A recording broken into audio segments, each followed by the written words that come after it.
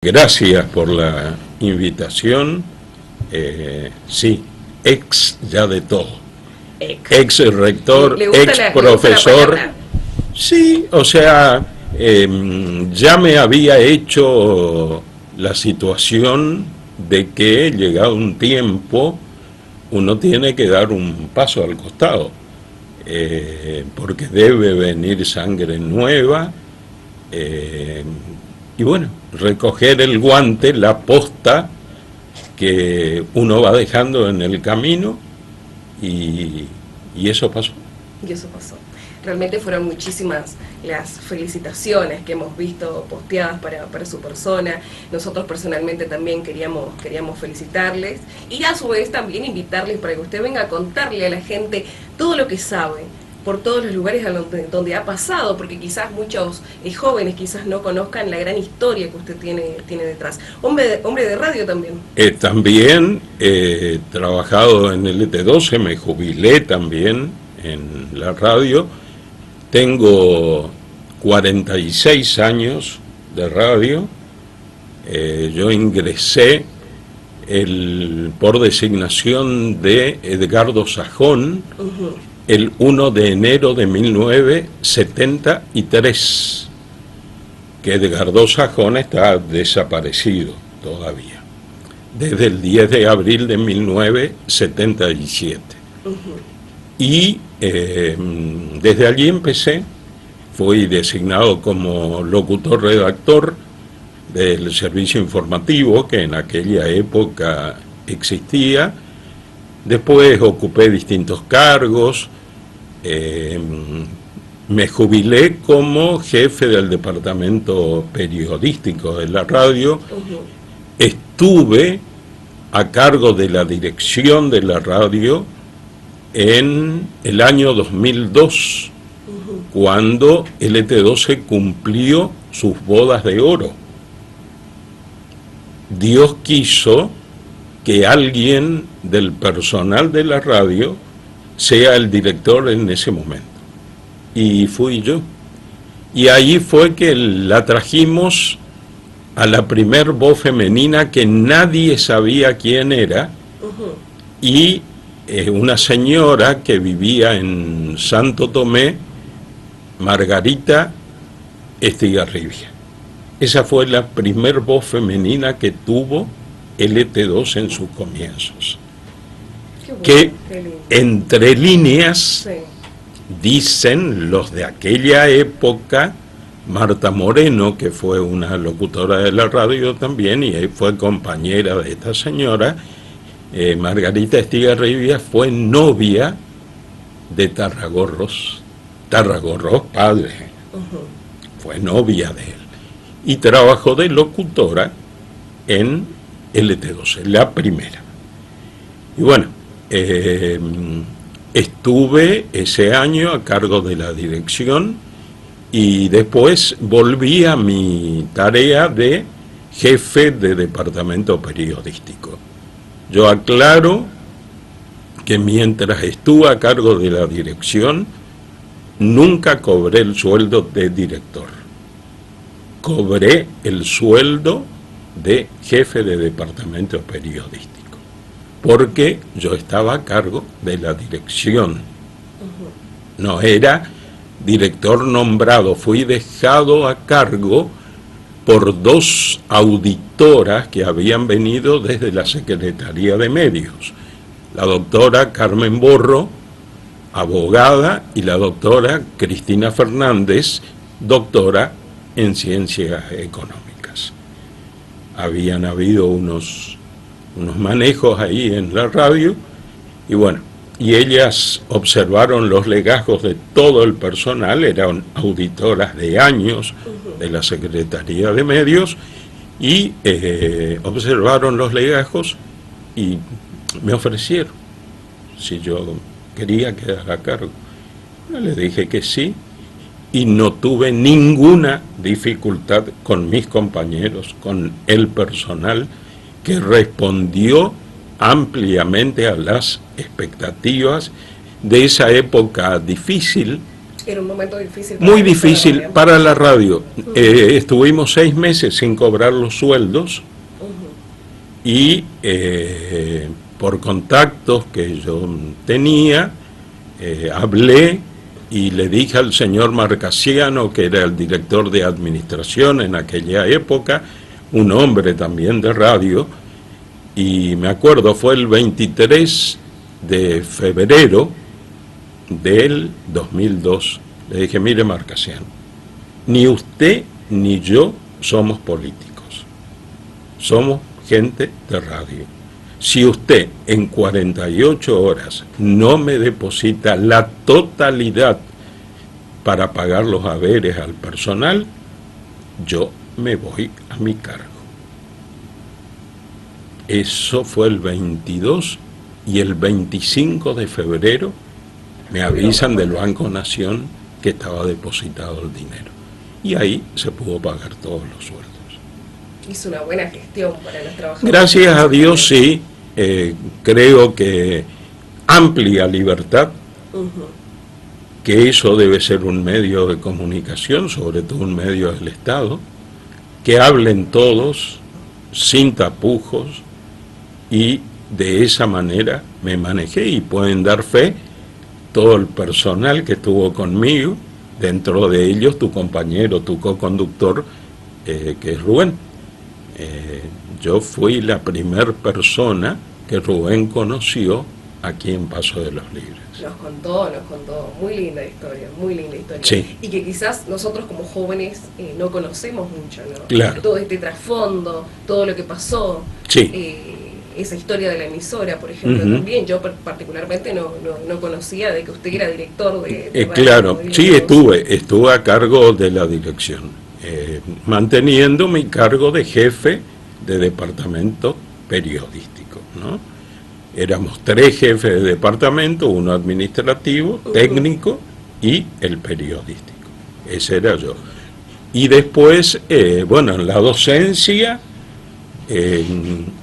tengo el honor, muy humildemente, el honor de haber sido fundador de 2 colegios aquí en Paso de los Libres. Uno como rector, profesor, fundador, que es la Escuela Comercial del barrio Simeón Paiva. El 13 de marzo de 1986.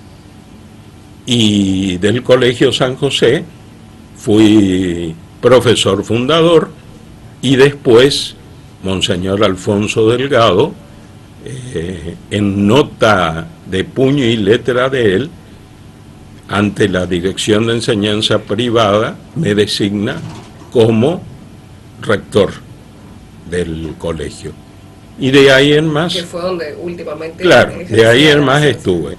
Pero pasé por muchas escuelas, fui director de carrera del profesorado de Historia en el IFD en aquella época, era Instituto del Profesorado, fui profesor en la Escuela Normal, en el Instituto Niño Jesús, en la Escuela Técnica número 2, y bueno, y en el Colegio San José, que es donde quedó mi corazón, ¿no? A pesar de haber pasado por mucho...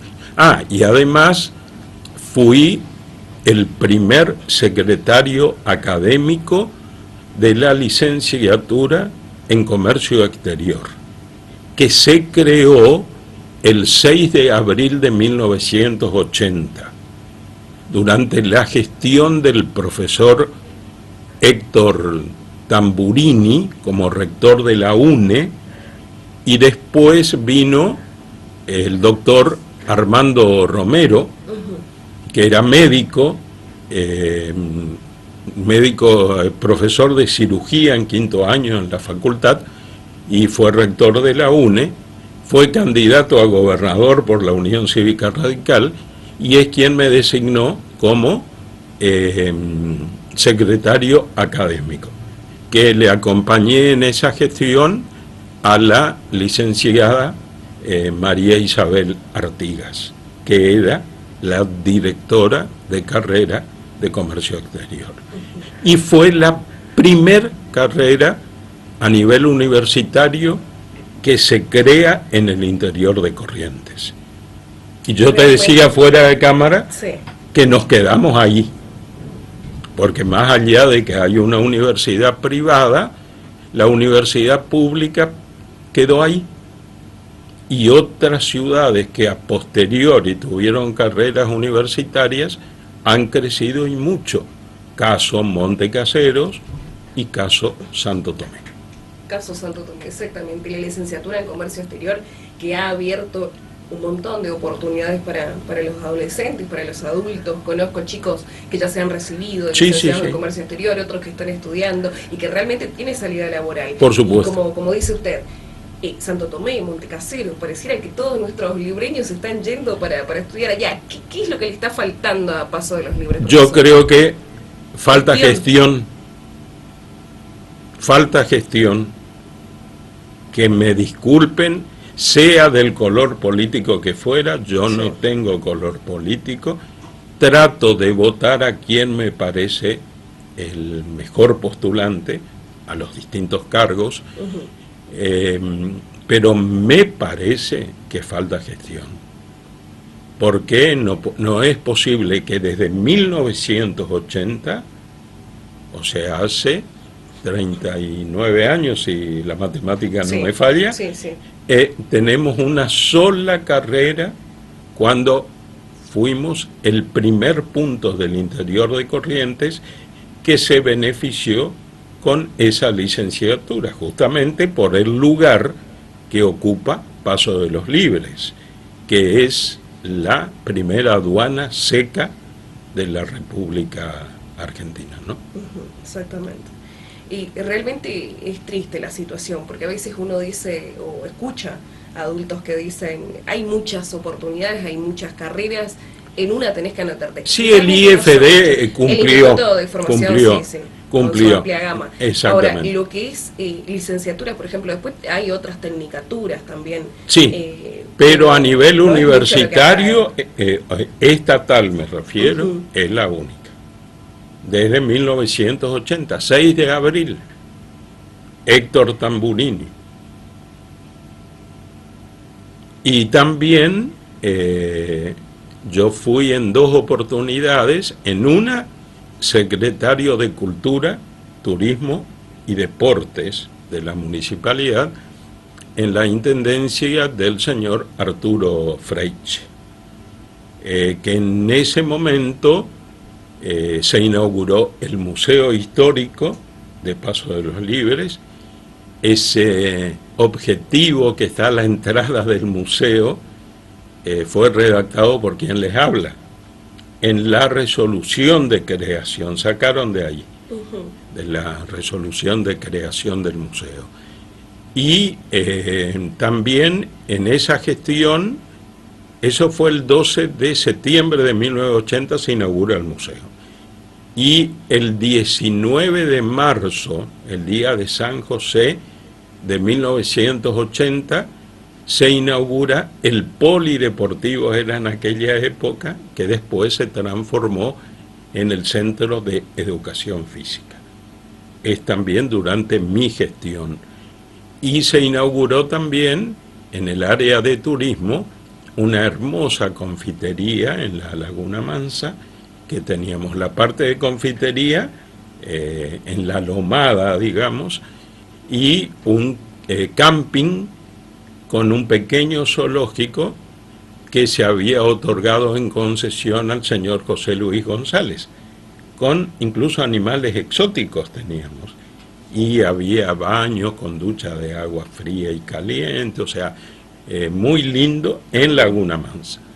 Y se inauguró una oficina de turismo en la cabecera del puente, y después fui secretario de Cultura y Prensa en la gestión del señor Saúl Raimundo. Y ahí yo te comentaba la idea de hacer la galería de los exintendentes, que ahora se fue completando. Empezamos con Salvador Di Tomaso, 1938, don Salvador, y terminamos con el señor Raimundo, que era en el 86. Esto es muy importante, ¿no? Porque o sea que comenzó desde aquel entonces, después lógicamente se fue modificando, transformando, agregando, quitando, pero comenzó desde ahí, desde su gestión también. Exactamente, sí, ahí fue todo. Sí, hemos hecho camino al andar. Y bueno, y después como docente, como profesor, he trabajado, ya te digo, en diferentes lugares. Incluso a nivel superior tenía las cátedras de Historia de Oriente, Historia de Grecia, Historia de Roma, Historia de la provincia de Corrientes y Sociología. O sea, sí, hemos trabajado bastante. Conociendo numerosos colegas, alumnos, promociones que han pasado y que... Impresionante la cantidad, ya casi todos profesionales o buenas personas. Yo siempre les decía a los chicos, pueden ser, uno estudia 4 años, 5 años, 6 años, 7 y obtiene un título, ¿no? No se obtiene, porque un poco más, un poco menos. Pero el título de buenas personas, quizá pase toda una vida y no se lo logre.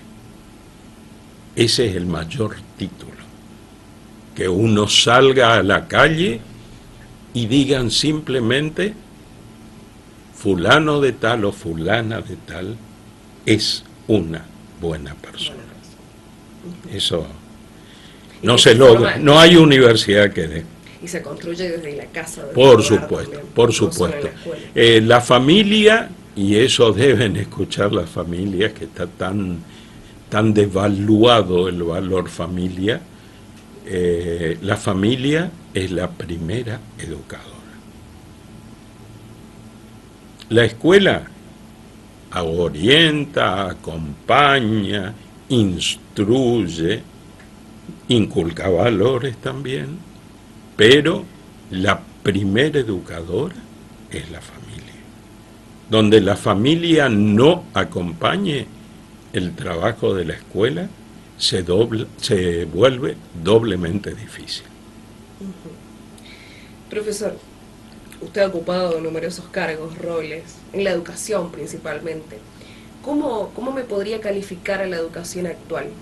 No vamos a generalizar tanto, vamos a quedarnos aquí en nuestra provincia en comparación con otras provincias. Si tendría que calificarme, ¿cómo me calificaría? Bueno, yo creo que la educación, por supuesto, que tiene que avanzar, porque así nos exige la tecnología, el anhelo también de los estudiantes, la mentalidad de los chicos ha cambiado en estos últimos años, pero la base de los conocimientos no deben ser modificados.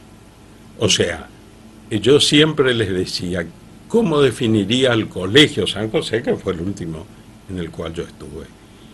Y disciplinaria y académicamente es una escuela antigua con contenidos nuevos. Que creo que por ahí debe ir la educación de estos tiempos.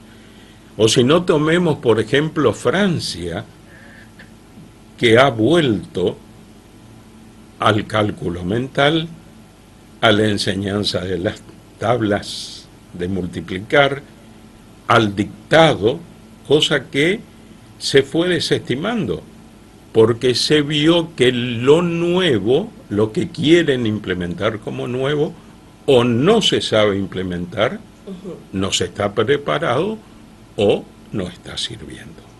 Hay un tema puntual, que no sé si usted se está refiriendo a o le pido también su opinión, porque ha generado muchísimas críticas, debates en la actualidad.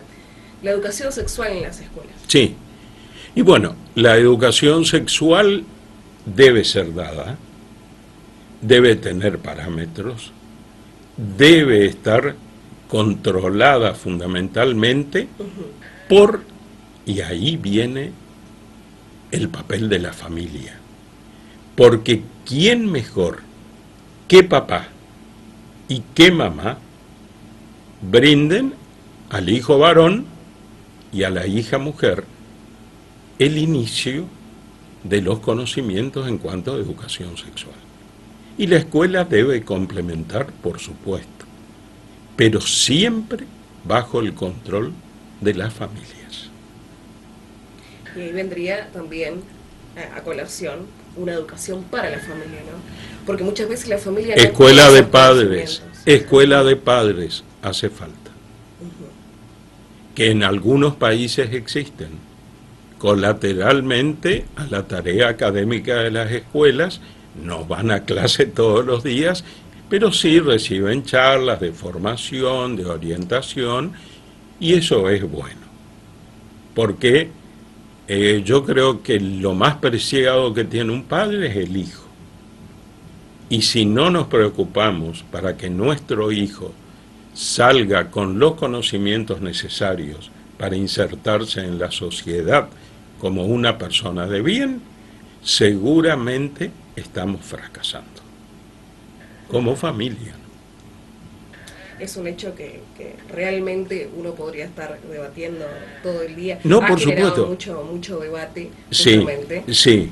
Los padres que justamente no quieren que se les quite esa función, ese rol. Sí. Y después y hay algunos que entregan. Que no están constituidas y que realmente no cumplen con esa función. Claro, bueno, y ahí estaría la escuela para suplir, ¿no? En ese caso. Pero creo que el eje fundamental es la familia. O la familia, por ejemplo, o mamá, o la abuela, o papá, pero creo que la consanguinidad, me parece, es la que va a facilitar que lleguemos y con la verdad sobre ese tema, que es un tema álgido, que se puede prestar para deformaciones, por supuesto, pero creo que la escuela debe insertarse, controlada por las autoridades correspondientes de los ministerios y fundamentalmente no dar información que esté deformada y preparar muy bien a los docentes para que puedan enfrentarse a situaciones por ahí o no queridas, no deseadas, o situaciones que es un tema que se presta para muchas aristas y tenemos que tener la información. Y cuando no tengamos la información, decirle con la absoluta verdad a nuestros alumnos: chicos, de esto no sé, me informo y les traigo para la próxima clase. Eso, ¿sabes qué? Engrandece al docente. En cualquier área. En la mía, por ejemplo, si yo algo no sé de historia, y les diré: chicos, averiguo y les traigo para la próxima clase. Ahí me van a respetar mucho más como docente. Como docente. La palabra docente, que, a ver, no sé qué pensará usted, ¿no? Hoy en la actualidad, muchos de los derechos de los docentes que son vulnerados, en relación a un índice que se ha manejado en estos últimos días, que Corrientes es la provincia más pobre. ¿Qué tendría para decirme usted en cuanto a los docentes? El salario, que los docentes deberían de ser los mejores remunerados. Bueno, yo te cuento una anécdota. Hace años aparecía una revista, Gente, que mucha gente de mi edad, y que después, posteriormente, salió mucho tiempo. Y andaban dos hermanos japoneses recorriendo la Patagonia argentina. Sí. Uno, japonés, ingeniero electrónico, y el otro, profesor, y profesor de historia. en una escuela de Japón. Bueno, el periodista, dentro de otras preguntas, le dice, ¿quién gana más? Ganaba más el docente. En Japón, o sea, cuando valorizamos, jerarquizamos cualquier tarea, y más aún la docencia, seguramente el Estado va a tener la autoridad moral de exigir que se trabaje a conciencia en las aulas. Pero si estamos dando migajas, y a veces hay gente que tiene 2 y 3 trabajos y cumple más o menos en todos, pero no puede cumplir a plenitud si tuviera uno solo y bien pago, me parece. Exactamente. Y es la situación en general de la mayoría de los Sí, casi todos. Y encima casi todas son mujeres, a veces son cabezas de familia también, y tienen por lo menos 2 cargos, mañana y tarde. Yo me imagino que esa docente, esa porque generalmente son mujeres, esa docente llega a las 2, 3 de la tarde y ya no tiene ganas de trabajar más, porque aguantó todo un grupo a la mañana. Por cuestiones lógicas de cansancio, exactamente. Y cada grupo demanda atención, demanda que esté volcada la docente sobre los mismos chicos. Y bueno, todo eso hace que la educación esté devaluada.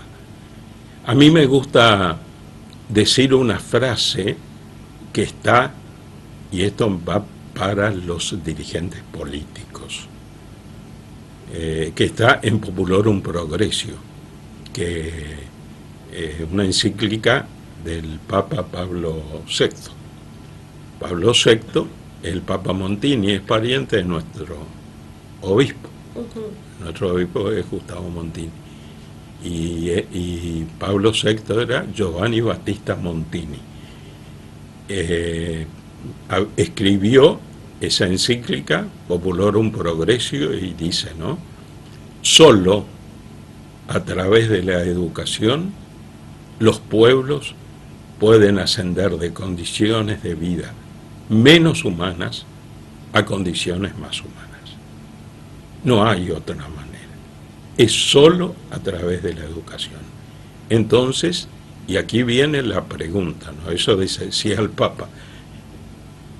¿Cuándo la educación va a estar en el primer lugar junto con la salud? ¿Cuándo? Opinión personal. Sí. Creo que desde los dos lados, ¿no? Principalmente por un Estado, un gobierno y gobernantes que promuevan justamente la educación y que lo pongan como prioridad. Sí.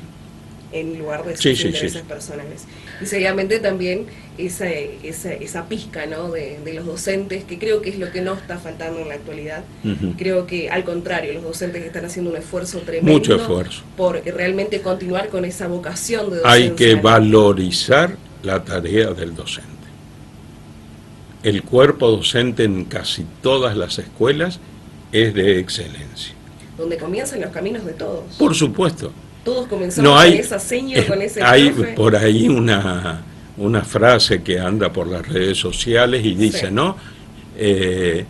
Ingenieros, arquitectos, médicos, y no habría si no hay docentes. Porque ¿quién le formó a ese arquitecto, a ese ingeniero, a ese médico, a ese abogado? La mano de un docente. Exactamente. ¿Qué le dicen sus alumnos en estos días? Y bueno, ¿Hasta cuándo estuvo? Yo estuve hasta el 28 de febrero. Creo que voy a contar una infidencia, ¿no? En el colegio hay una tarea de pasantía, de sí, microemprendimiento, que los chicos en 6º año elaboran una revista, la revista Anuario, y hacen toda la tarea de fotografía, redacción, producción, impresión y cantina escolar. Son las dos fases del microemprendimiento. Y bueno, y se firma un contrato. Es una pasantía rentada, que en verdad no tendría que ser, pero para darle un poquito más de motivación la hacemos rentada. El 80% es para los chicos y el 20% por el alquiler, por la luz, eso queda para el colegio. Y bueno, hay que elegir siempre un nombre de fantasía en la cantina, ¿no?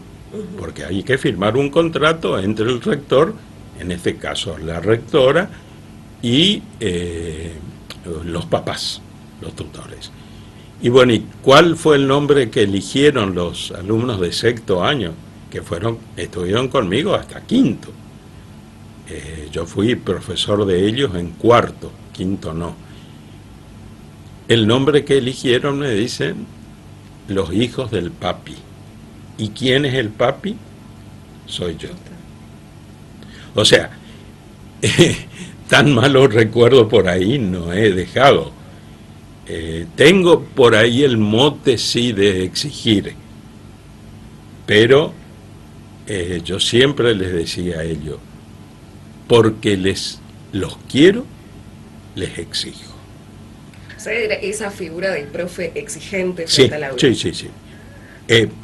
Entonces les decía, porque los quiero, les exijo, para que ustedes aprendan a desempeñarse en la vida.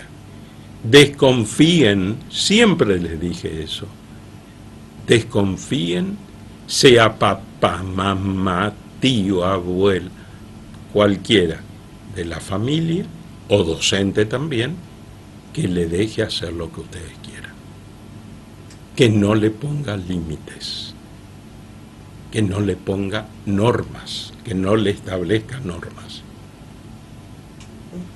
¿Por qué? Porque dice Francisco así, ¿no?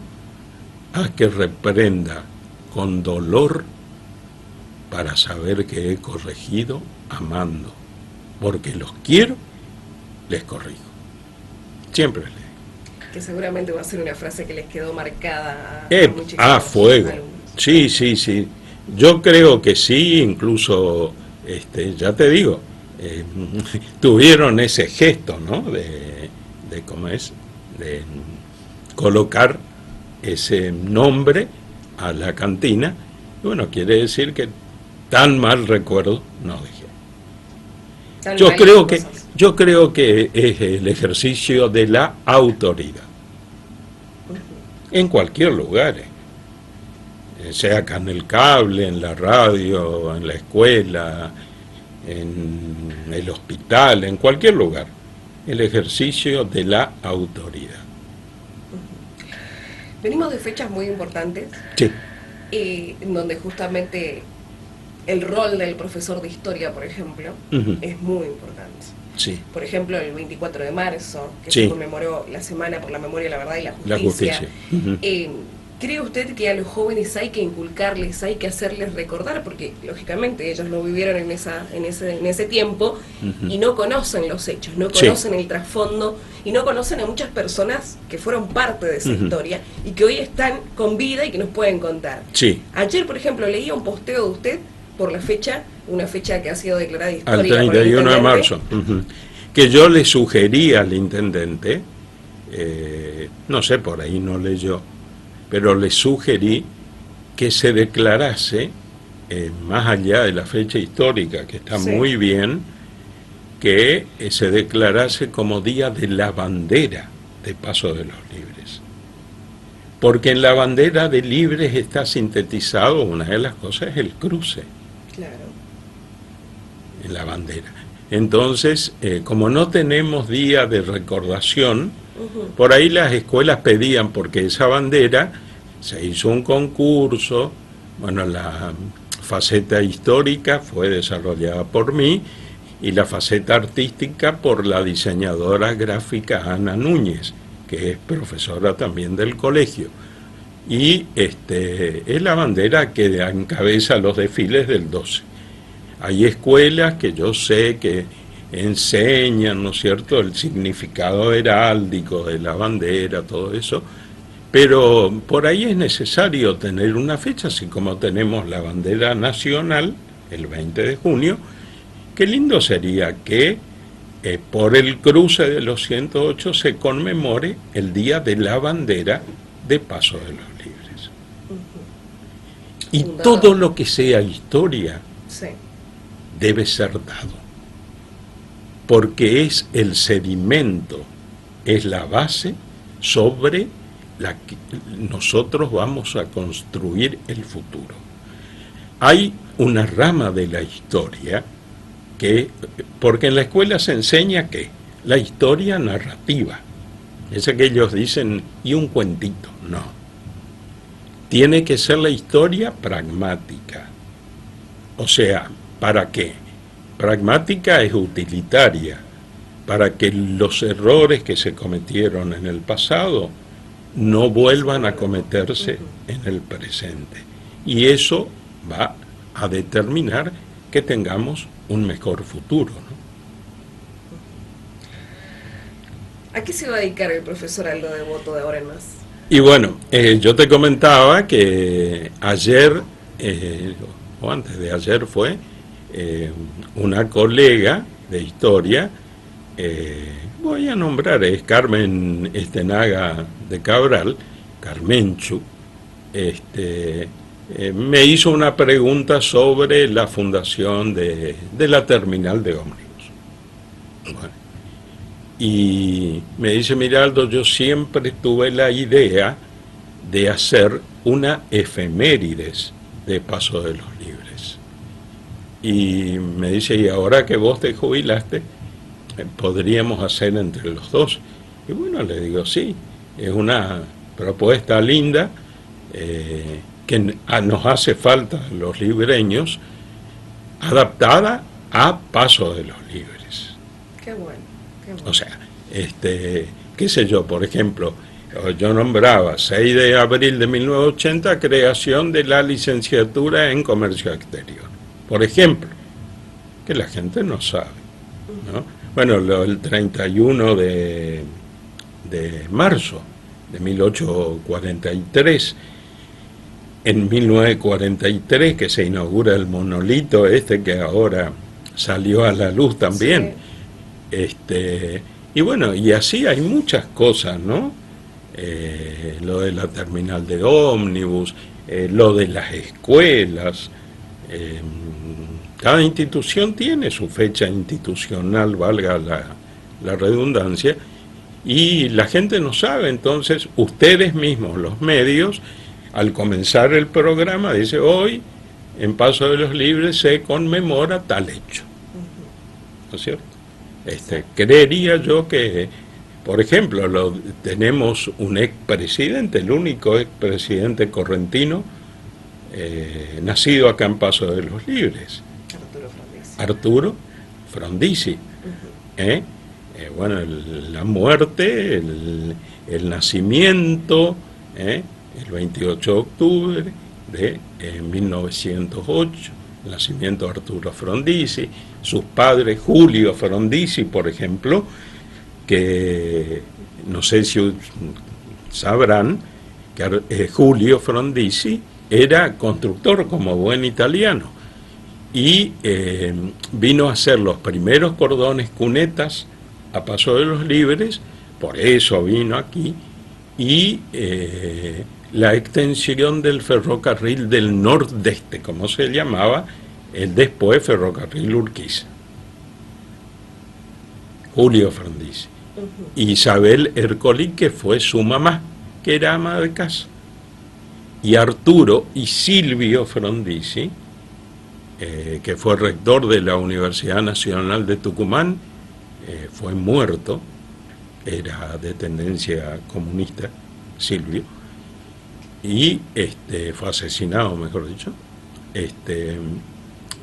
Los dos eran seguiditos y tenían no llamémosle sirviente, pero alguien con quien entretenerse, que era un negro, o sea, de raza negra, que se llamaba Melitón. Y vivía con ellos en la casa donde hoy está el jardincito del colegio. En ese lugar. Toda nuestra historia, ¿no? Toda la historia. La historia de Libres es riquísima. Bueno, pues tenemos, por ejemplo, el combate de Yatay, que fue en el marco de la guerra de la Triple Alianza, que fue justamente un 17 de agosto de 1865. Y pasa medio desapercibido porque coincide con la fecha de la muerte de San Martín. Entonces fíjense que no se hace ni un acto. O sea, no es que yo reivindique la guerra contra el Paraguay. No. Para mí fue una injusticia lo que se cometió contra el pueblo hermano del Paraguay. Pero fue un hecho histórico que ocurrió aquí. Por lo menos recordar. ¿No? Rememorar más nuestra historia. Que tenemos historia, por cierto, sí. Muchas veces, como este hecho, por ejemplo, que pasa desapercibido. Exactamente. Profesor, el tiempo apremia. Sí. ¿Siente que se jubiló en el mejor momento? Creo que sí. No era que no tenía ganas, yo sigo teniendo ganas, tengo proyectos. Gracias a Dios me encuentro bien y bueno, voy a seguir dando donde Dios me marque la misión. Él es el que me marca. Yo también posteé algo de donde yo sacaba la fuerza para la tarea.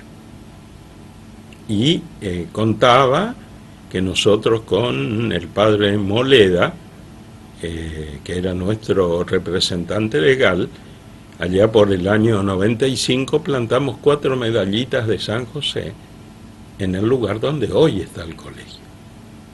San José nos contestó a los 8 años, en el 2003. Y yo todos los días llegaba a la rectoría y en la galería tenía una imagen de San José. Está. Y llegaba con una sobrina nieta mía, abría la puerta de la rectoría, de la galería, y le decía buen día, San José. Y ella me preguntaba, me dice, ¿por qué, tío, vos le saludás a San José? Y le digo, porque yo creo que él está acá. Y bueno, y mi jubilación salió el día que al colegio le tocaba la novena de San José. Yo voy a llevar los papeles al colegio y lo estaban despidiendo a San José. Era como que él también me quiso despedir ese día. Y le daba el aval. El aval, exactamente. Qué lindo. Y yo siempre les digo, ¿no? Y esto para que les sirva por ahí a la gente también, hay una frase que signó un poco mi vida. Quiero hacer bien en la vida para sentir en mi pecho esa dulzura escondida que engendra la indefinida satisfacción del bien hecho.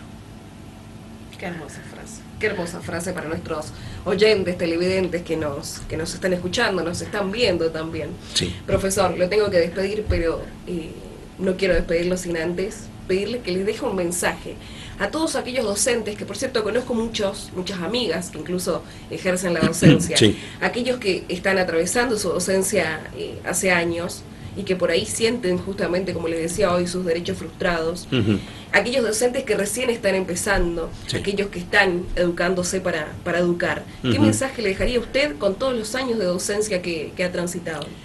No perder nunca la fe. No perder esa fe que es una de las virtudes teologales. Creo. Bueno, yo creo en Dios, otro creerá en el gran arquitecto del universo, cada uno en alguien. pero no perder la fe, porque donde uno pierde la fe, se pierden proyectos. Y siempre, todos los días, eso aprendí de Monseñor Alfonso Delgado, que él me decía, todos los días levántate con un proyecto, aunque sea chiquito. Es decir, bueno, hoy voy a salir a pasear por la calle Colón. Siempre un proyecto de vida, porque el que no tiene proyecto de vida es un muerto en vida.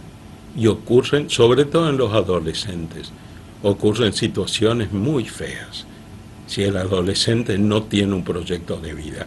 Y el docente también, aunque sea magro el sueldo, aunque se lleve mal con la directora o con el director, porque somos seres humanos, dejar de lado eso y decir, Dios me dio esta misión y yo la voy a cumplir de la mejor manera, porque quienes van a ser beneficiados si yo cumplo bien es ese niño o esa niña que Dios le puso en mis manos.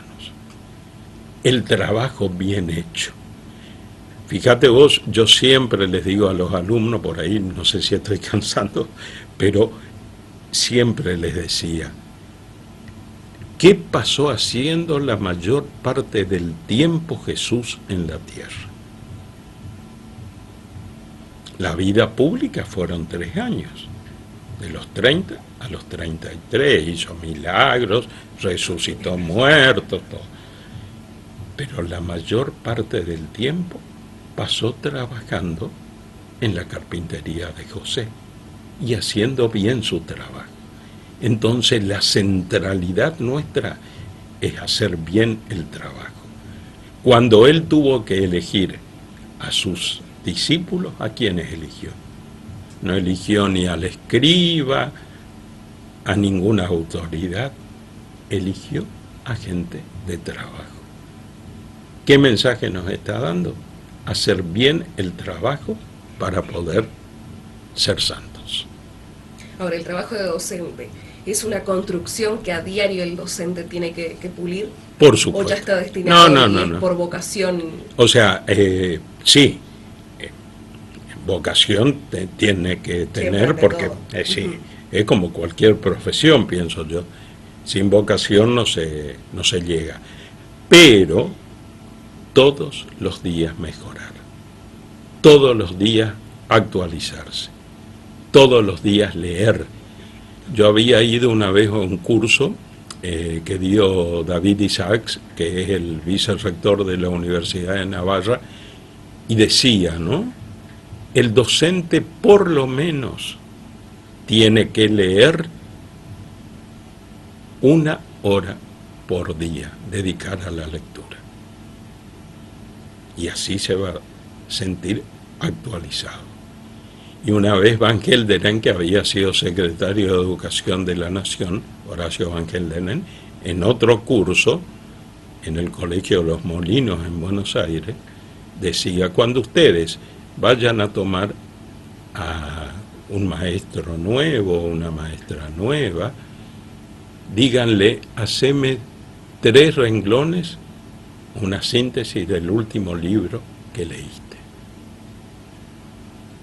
Y ahí van a notar el nivel, porque cada vez se lee menos.